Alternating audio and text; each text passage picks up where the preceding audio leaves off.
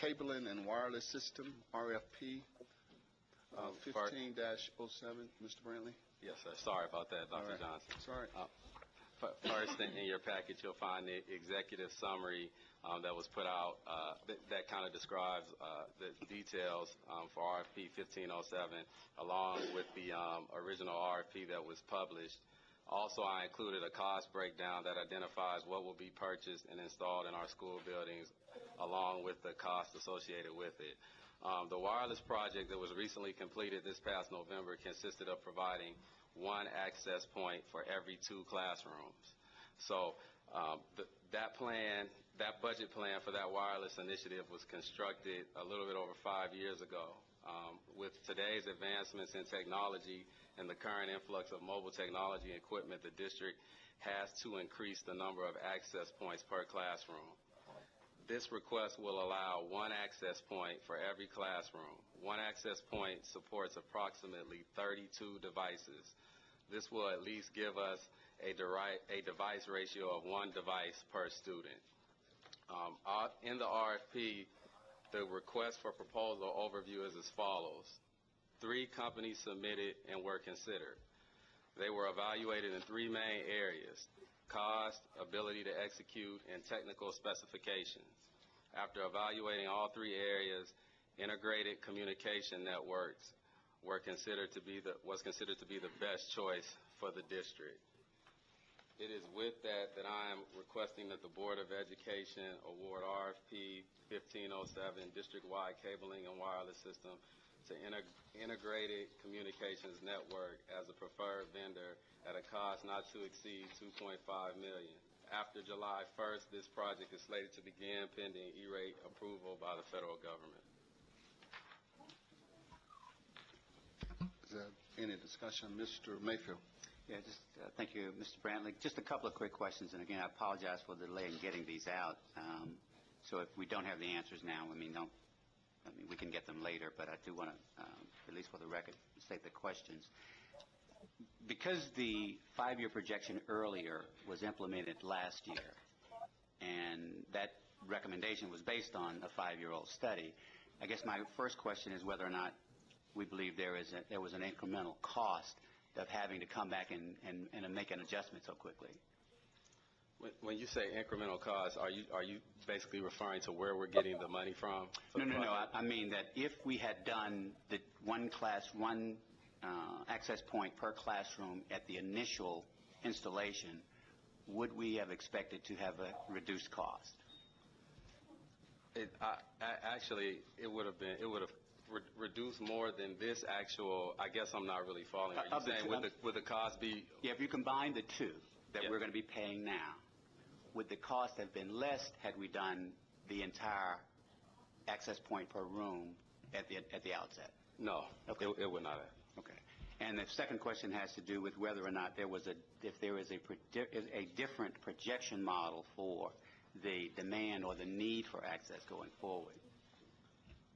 Well, the projection model that we're using now that we've added a few systems is actually a live assessment of what's going on the network right now, and so we're kind of looking now and into the future, and it's kind of hard to gauge what the demands will be in a classroom 5 years from now. So right.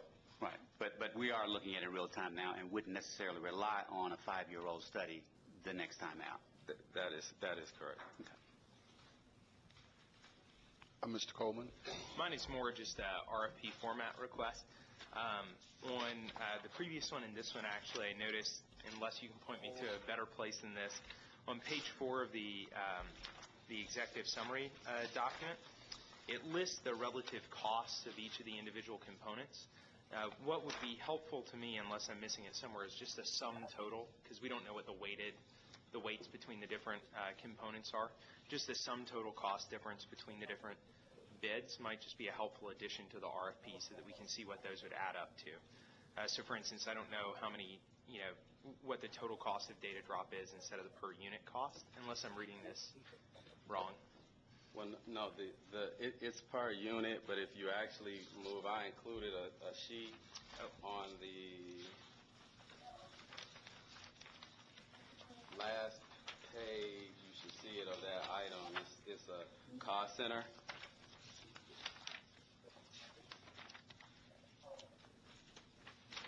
And although it doesn't do a comparison, it kind of tells you how many units, right, that are going to actually be installed, if that's what you're talking about. Yeah, if we just had like a number there, so I know it's 2.5 for integrated, if we knew that I don't know exactly what that represents, but if it were like 2.3 for the other and 2.25, I think those sum totals would just be helpful to me in the RFPs. Okay, and I would like to add in some instances, because you're talking about two different actual manufacturing companies, one could actually be, they're all resellers, but they're using different companies, and sometimes, one product may not be it may combine two products together versus. Got it. So the sum is actually pretty hard to get to. We can try. Yeah. We'll try. Okay. Mr. McMahon? Thank you, Chairman. Mr. Brantley, just for our stakeholders listening, just kind of give me a quick overview of our challenges that we're experiencing right now in the classroom.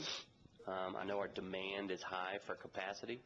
And then from a timeline standpoint, I heard you mention about the July, I think, when funding. Can you give me a little expectation of the completion date forecasted for this project?